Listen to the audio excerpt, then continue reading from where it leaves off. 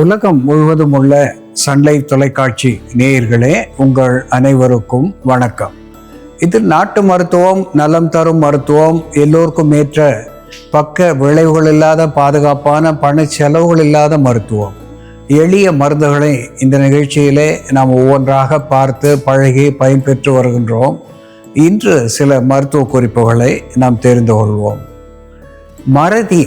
மறதி என்பது சாதாரணமாக ADHD என்று கூட சொல்லுவார்கள். குழந்தைகளுக்கு வருகின்ற பொழுது attention deficit hyper active disorder என்று சொல்லுவது வழக்கம். கவன குறைபாடு, துரித செயல்பாடு என்று அதை தமிழில் சொல்லலாம். வயது முதிர்ந்தவர்களுக்கு அல்சிமர் என்று சொல்லக்கூடிய மறதி என்பது இயற்கையாக வரக்கூடிய ஒன்று. இது ஏஜ் ரிலேட்டட் டிசார்டர் என்று ஆங்கிலத்திலே சொல்லுகிறார்கள். நியூரோ டீஜெனரேட்டிவ் டிசார்டர் என்று சொல்லுகின்ற பொழுது நரம்பு மண்டலங்களுடைய சோர்வு, அசதி, இதனாலே ஏற்படக்கூடிய மின் கடத்தல் என்பது குறைபாடு ஏற்படுகிறது. இது எலக்ட்ரிக்கல் காண்டக்ட் என்று சொல்லுவார்கள். இந்த மின்சாரத்தை மூளையிலிருந்து மற்ற பகுதிகளுக்கு கொண்டு செல்லக்கூடிய பணியை செய்கின்ற நரம்புகள் பலவீனப்படுவதனாலே, குறிப்பாக மூளை நரம்புகள் அழற்சி உருவதனாலே இப்படி ஞாபக மறதி ஏற்படுகிறது. இதற்கு விதேனியா சோம்னிஃபெரா என்று தாவர பெயராலே சுட்டப்பெறுவது, அஸ்வகந்தி என்ற வடமொழி பெயரிலே சொல்லப்பெறுவது, அமுக்கரா என்று தமிழிலே சொல்லப்பெறுகின்ற வேர். அமுக்கரா வேர் நாட்டு மருந்து கடைகளிலே கிடைக்கக்கூடிய ஒன்று. அதை வாங்கி இடித்து சலித்து பொடித்து வைத்து கொண்டு பாலிலே பிசைந்து சிறிது பால் விட்டு அவியலாக அதை வேக வைத்து எடுத்து உலர்த்தி வைத்து கொண்டு இந்த அஸ்வகந்தி சூரணத்தை வெறுகடி அளவு காலை மாலை என்று 2 வேளை தேனோடோ பாலோடோ பருகி வருகின்ற பொழுது த நியூரோ டீஜெனரேட்டிவ் டிசார்டர் என்று சொல்லக்கூடிய நரம்பு மண்டலங்களுடைய பழுது நீங்கி மூளைக்கு பலம் தரக்கூடியதாக, ஞாபக சக்தியை அதிகப்படுத்தக்கூடியதாக, உடலுக்கு குதிரை போன்ற பலத்தை தரக்கூடியதாக, உள்ளுறுப்புகளுக்கு பலம் தரக்கூடியதாக இந்த அஸ்வகந்தி விளங்கும் என்பதை சுட்டிக்காட்ட விரும்புகின்றேன். அன்பான நேயர்களே, SLE என்று 3 எழுத்துகளிலே ஒரு கொடுமையான நோயை சொல்லுவது வழக்கம். சிஸ்டமிக் லூப்பஸ் எரித்ரோமேட்டிக் சிண்ட்ரம் என்று ஆங்கிலத்திலே விரிவாக சொல்லுவது வழக்கம். இது அன்னோன் டிசீஸ், அன்னோன் டிசார்டர் என்கின்ற பகுதியிலே சொல்லப்பெறுகின்ற ஒன்று. இது எதனால் வந்தது? இது வருவதற்கு காரணம் என்ன? இது எப்படி போகும்? இதற்கு என்ன மருந்து என்று சொல்ல ஒண்ணாத அளவுக்கு வந்த வழி தெரியவில்லை, போகும் வழி புரியவில்லை என்கின்ற அளவுக்கு நாம் கருதக்கூடிய ஒரு நோய் SLE என்று சொல்லுகின்ற ஒன்று. இது குறிப்பாக உள் உறுப்புகளை, லங்ஸ் என்று சொல்லக்கூடிய நுரையீரலை பாதிக்கக்கூடியது, இதயத்தை பாதிக்கக்கூடியது, கல்லீரல் மண்ணீரலை பாதிக்கக்கூடியது, சிறுநீரகத்தை பாதிக்கக்கூடியது. குறிப்பாக நவீன மருந்துகள் SLE என்கின்ற நோயை தடுப்பதற்காக கொடுக்கின்ற மருந்துகள் அத்துணையும் இறுதியிலே சிறுநீரக பழுதை உண்டாக்குகிறது என்பதனாலே இந்த SLEயினுடைய முடிவு சிறுநீரக பழுதாக இருக்கும் என்று சொல்லப்பெறுகிறது. அது மட்டுமல்லாமல் தோலிலே, எலும்புகளிலே, மூட்டுகளிலே பல்வேறு பிரச்சனைகளை தரக்கூடியதாக இந்த SLE என்கின்ற நோய் நமக்கு காரணமாக விளங்குகிறது. இந்த புரியாத நோய்க்கு ஓசிமம் சாங்டம் என்று சொல்லக்கூடிய துளசி, ஹோலி பேசில் என்று சொல்வார்கள், தெய்வீக மூலிகை, ஹோலி பேசில். இந்த துளசி சாறு ஒரு தேக்கரண்டி அளவு எடுத்து, அல்லது துளசியினுடைய சூரணம் ஒரு தேக்கரண்டி அளவு எடுத்து, அதனோடு கெலோட்ராபிஸ் ஜைகாண்டியே என்று தாவர பெயராலே சுட்டப்பெறுகின்ற வெள்ளெருக்கு வேர் சூரணம் ஒரு தேக்கரண்டி துளசி சூரணம், அரை தேக்கரண்டி வெள்ளெருக்கு சூரணம். இவை இரண்டையும் ஒரு சேர கலந்து தேன் விட்டு உறவாடும்படி குழைத்து அந்தி சந்தி என்று சில நாட்கள் சில மாதங்கள் உள்ளுக்கு நாம் பருகி வருகின்ற நிலையிலே இந்த சிஸ்டமிக் லூப்பஸ் எரித்ரோமேட்டஸ் சிண்ட்ரம் என்கின்ற குறியிலே இருந்து நமக்கு விடுதலை ஏற்படும், உள் உறுப்புகளுக்கு பலம் தரும், நோயற்ற வாழ்வை நமக்கு இவை தரும் என்று சுட்டிக்காட்ட விரும்புகின்றேன்.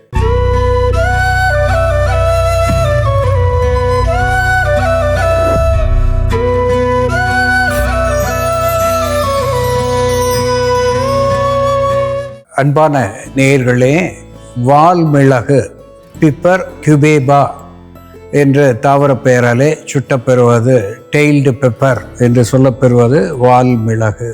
இந்த வால்மிளகை பற்றி சொல்லுகின்ற பொழுது வாதம், பித்தம், ஐயம், சிலேத்துமம் பல நோய்கள் போகும் கான் என்று அகத்தியர் குணப்பாட நூலிலே வாதம், பித்தம், சிலேத்துமம், ஐயம் என்று சொல்லுகின்ற கோழை, சளி, பல நோய்கள், இது போன்ற பல நோய்களை போக்கக்கூடியது இந்த வால்மிளகு என்று சொல்லியிருக்கிறார்கள். இது ஸ்டிமுலண்ட் என்கின்ற வகையிலே தூண்டுவிப்பானாக விளங்குகிறது.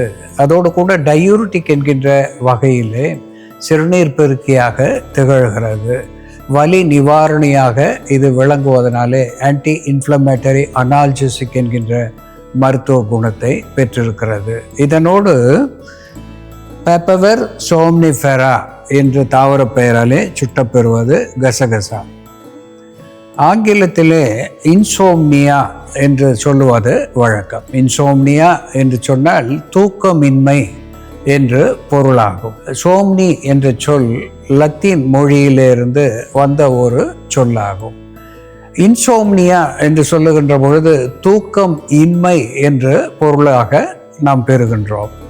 அந்த தூக்கத்தை வரவழைப்பதற்கு சோம்னிஃபெரா என்ற பொருளிலே இந்த கசகசாவை சொல்லியிருக்கிறார்கள். பெப்பவர் சோம்னிஃபெரா என்று கசகசாவை சொல்லுவது வழக்கம். தாவர பெயராலே இதற்கு பெப்பவர் சோம்னிஃபெரா. இந்த கசகசா தூக்கத்தை தூண்டக்கூடியது என்பதனாலே அப்படி ஒரு பெயரை கொடுத்திருக்கிறார்கள். அது மட்டுமல்லாமல் இது உடலுக்கு குளிர்ச்சி தர வல்லதாக விளங்குகிறது. குடல் புண்களை ஆற்றக்கூடியதாக விளங்குகிறது. தாது உற்பத்தியை அதிகப்படுத்தக்கூடியதாக விளங்குகிறது. குறிப்பாக விந்து உற்பத்தியை அதிகப்படுத்தி ஒரு காம விருத்தினியாக இது செயல்படுகிறது. அது மட்டுமல்லாமல் உடலிலே வற்றி போன தசை பகுதியை சற்று பருக்க செய்யக்கூடிய ஒன்றாக இது விளங்குகிறது. அதனோடு அல்மாண்ட் என்று சொல்லக்கூடிய பாதம் ஒமேகா 3 ஃபேட்டி ஆசிட் என்று சொல்லக்கூடிய கொழுப்பு சத்துவத்தை பெற்றிருக்கிறது. இது பலத்தை தரக்கூடியதாக, உடலுக்கு குளிர்ச்சியை தரக்கூடியதாக, இந்த பாதமும் விந்து உற்பத்திக்கு நலம் செய்யக்கூடியதாக விளங்குகிறது. அதனோடு கற்கண்டு, சுகர் கேன் என்று சொல்லுகின்ற கரும்பிலே இருந்து எடுக்கப்பட்ட கற்கண்டு ஒரு செரிமான சீர்கேடுகளை போக்கக்கூடியதாக, சிறுநீர் பெருக்கியாக, எரிச்சலை தணிக்கக்கூடிய ஒன்றாக விளங்குகிறது. இந்த கசகசா அதனோடு வால்மிளகு, கற்கண்டு சேர்ந்து எப்படி மருந்தாகிறது என்று செயல்முறையிலே பார்ப்போம், வாருங்கள். நேயர்களே, நாம இன்னைக்கு பாதாம் பருப்பு, கசகசா மற்றும் வால்மிளகை பயன்படுத்தி நம் உடலில் உள்ள தசை பகுதிகளுக்கும் நரம்புகளுக்கும் பலம் தரக்கூடிய ஒரு போஷாக்கான மருந்து எப்படி தயார் பண்றதுன்னு பார்க்கலாம். இதற்கு தேவையான பொருட்கள்: கசகசா, பாதாம் பருப்பு, வால்மிளகு, கற்கண்டு, நெய், தேன். கசகசா மற்றும் பாதாம் பருப்பு நம்ம 50 கிராம் அளவுக்கு எடுத்துக்கிட்டோம்னா 10 கிராம் அளவுக்கு வால்மிளகு எடுத்துக்கலாம். வால்மிளகு அதிக கசப்பு இருக்கும். அதே போல் அதிகமாக எடுத்தோம்னா வாந்தி மற்றும் குமட்டலை உண்டாக்குன்றதுனால அது 10 கிராம் எடுத்தோம்னா போதும். இது எல்லாத்தையும் லேசாக வறுத்துட்டு, தனித்தனியாக வறுத்து ஒன்றா சேர்த்து பொடி பண்ணிடணும். பொடி பண்ணிவிட்டு இந்த பொடிக்கு சம அளவு நாம் கற்கண்டு பொடி எடுத்துக்கணும். இப்போ நம்ம ஏற்கனவே பாதாம் பருப்பு, கசகசா, வால்மிளகு இவை மூன்றையும் தனித்தனியாக வறுத்துட்டு ஒன்றா சேர்த்து பொடி பண்ணி வச்சுருக்கோம். இந்த மாதிரி நம்ம பொடி தயார் பண்ணி எடுத்துக்கணும். ஒரு பாத்திரத்தில் நம்ம எடுத்து வச்சிருக்க பொடி சேர்த்துட்டு அதோட கொஞ்சமாக நீர் மற்றும் கற்கண்டு சேர்த்து கரைச்சிடலாம். இந்த பொடிக்கு சம அளவு நம்ம கற்கண்டு சேர்த்துக்கலாம். இதோட கொஞ்சமாக நீர் விட்டு கரைச்சிடலாம். கரைச்சிட்டு நம்ம அதுக்கப்புறம் ஸ்டவ் ஆன் பண்ணோம்னா இது ரொம்ப கெட்டி ஆகாது. இந்த பவுடரை நம்ம அந்த தண்ணியில் நல்லா வேக வச்சிடணும். சிறு தீயில வச்சு நம்ம இதை கிளறிட்டே இருக்கணும், இல்லைன்னா அடி பிடிச்சிக்கும். கொஞ்சம் அடி கனமான பாத்திரத்தில் தயார் பண்ணணும். இந்த கற்கண்டும் இந்த பொடியும் சேர்ந்து இந்த தண்ணியில் நல்லா வேகணும். இது கொதிச்சு முதல்ல கஞ்சி பதத்துக்கு வரும், அதுக்கப்புறம் கொஞ்சம் கெட்டியாகும். கெட்டியானதுக்கப்புறம் நம்ம நெய் சேர்த்துட்டு கடைசியாக தேன் சேர்த்துக்கலாம். இதை நம்ம பாலில் கலந்து கூட அப்படியே குடிக்கலாம். அந்த பவுடர் தயார் பண்ணி வச்சுக்கிட்டோம்னா சம அளவு கற்கண்டு பொடி சேர்த்து தினமும் 1 ஸ்பூன் அளவுக்கு எடுத்து நல்லா காய்ச்சிய பாலில் இந்த பவுடரை மிக்ஸ் பண்ணி சாப்பிட்டுட்டு வரும்பொழுது இம்யூனிட்டியை பூஸ்ட் பண்ணக்கூடிய ஒரு மருந்தாகவும் இருக்கும். அதே போல் உடலில் ஏற்படக்கூடிய சோர்வை போக்கக்கூடிய மருந்தாகவும் அதிகப்படியான உஷ்ணத்தை கட்டுப்படுத்தக்கூடிய மருந்தாகவும் உடலுக்கு போஷாக்கு தரக்கூடிய ஒரு உணவாகவும் இருக்கும். இப்போ நல்லா கெட்டியாக ஆரம்பிச்சிருச்சு. இது வெந்து நல்லா இந்த மாதிரி பபிள்ஸ் வரும். அதுக்கப்புறம் நம்ம தீயை கம்மி பண்ணிட்டு கிளறிட்டே இருக்கணும். இதில் இருக்கக்கூடிய நீர் சத்துலாம் ஓரளவுக்கு குறைஞ்சி கெட்டியானதும் களி பதத்துக்கு வரும்பொழுது நம்ம நெய் விட்டுக்கலாம். வால்மிளகுல பார்த்தோம்னா விட்டமின் சி சத்து அதிகமாக இருக்குது. அது நோய் எதிர்ப்பு சக்தியை தரக்கூடிய மருந்தாக இருக்குது. அதே போல் வால்மிளகு உடலில் உள்ள புழுக்களை வெளித்தள்ளக்கூடிய மருந்தாகவும் நோய் தொற்று ஏற்படாமல் தடுக்கக்கூடிய மருந்தாகவும் இருக்கும். வால்மிளகு ஒரு சிறந்த இரத்த சுத்தியாகவும் இருக்கிறதுனால நம்ம வால்மிளகு சேர்த்துருக்கோம். பாதாம் பருப்பில் பார்த்தோம்னா அதிக அளவு இரும்பு சத்து, கால்சியம் சத்து எல்லாமே இருக்குது. கசகசா அதே போல் கால்சியம் மற்றும் பாஸ்பரஸ் சத்து இருக்கிறதுனால எலும்புகளுக்கு பலம் தரக்கூடிய மருந்தாக இருக்கும்.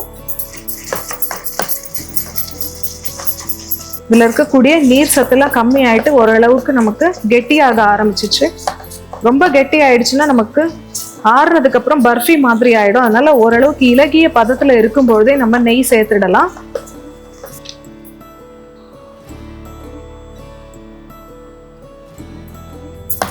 நெய் சேர்த்து இது மறுபடியும் நல்லா கிளறிடணும். இப்போ இது கரெக்டான பதத்துல இருக்கு. நம்ம ஸ்டவ் ஆஃப் பண்ணிட்டு தேன் சேர்த்துடலாம்.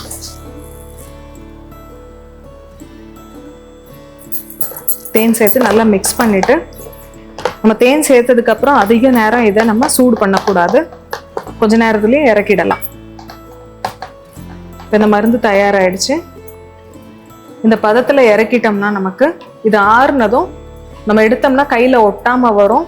நல்லா ஒரு உருண்டையை உருட்டி ஒரு நெல்லிக்காய் அளவு தினமும் சாப்பிட்டுட்டு நம்ம ஒரு 1/2 டம்ளர் அளவு பால் குடிச்சிட்டு வரும்பொழுது உடலுக்கு போஷாக்கு தரக்கூடிய ஒரு சத்தூட்டமான நியூட்ரியண்டா இருக்கும். இது வால்மிளகு, பாதாம் பருப்பு, கசகசா, கற்கண்டு, நெய் மற்றும் தேன் சேர்ந்த இந்த மருந்தை தினமும் ஒரு நெல்லிக்காய் அளவு சாப்பிட்டுட்டு வரும்பொழுது நோய் எதிர்ப்பு சக்தியை அதிகப்படுத்தக்கூடிய மருந்தாகவும் நம் உடலில் உள்ள தசைகளுக்கும் எலும்புகளுக்கும் நரம்புகளுக்கும் பலம் தரக்கூடிய ஒரு மருந்தாகவும் செயல்படும்.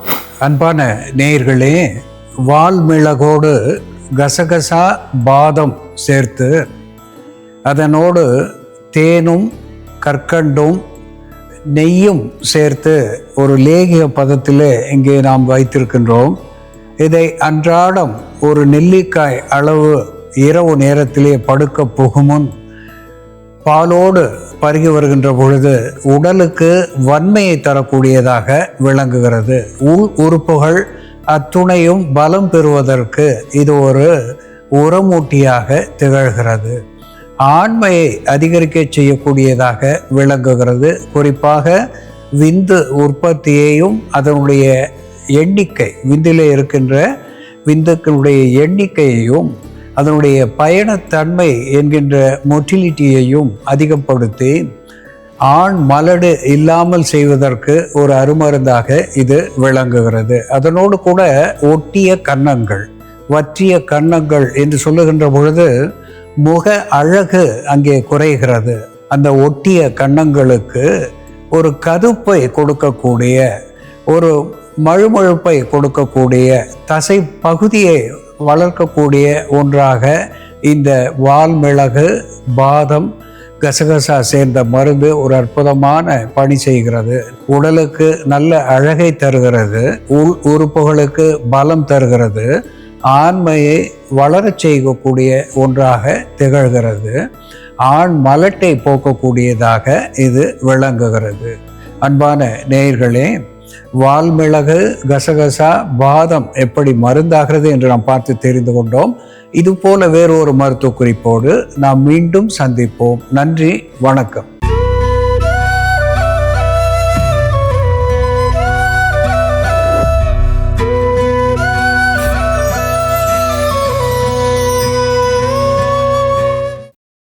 இன்னும் பல வீடியோக்களை காண சன் லைஃப் சேனலை சப்ஸ்கிரைப் பண்ணுங்க.